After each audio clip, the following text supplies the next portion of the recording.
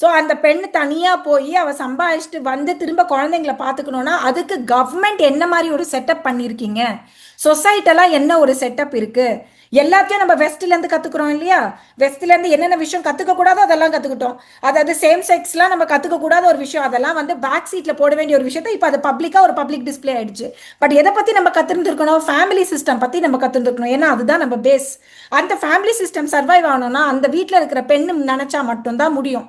அப்ப அந்த பொண்ணு படிச்ச பொண்ணு வேலைக்கு போகணும்னு நினைக்கிற பொண்ணு ஃபேமிலியும் மெயின்டைன் பண்ணணும், இல்ல என் கரியரையும் மெயின்டைன் பண்ணணும்னா அதுக்கான சொசைட்டல் செட்டப் நமக்கு இருக்கா இல்லையான்றதுதான் கேள்வி. இன்னைக்கு கண்டிப்பா கிடையாது.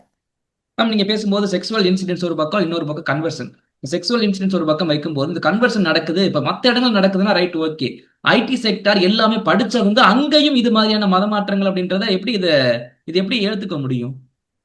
ஆக்சுவலி அப்ப அது வந்து எவ்வளவு தூரத்துக்கு ஆழ்ந்து இவங்க வந்து மதமாற்றத்துல இருக்காங்க அப்படின்றது தான் நமக்கு எடுத்துக்காட்டுது. அதாவது ஒரு ஐடி ம். செக்டர்ல கூட ஒரு மதமாற்றம் நடக்குது அப்படின்னா மதமாற்றம் அப்படின்றது என்ன ஸ்பீட்ல நடந்துகிட்டு இருக்கு அப்படின்றது தான் இதுல ஒரு வேடிக்கை.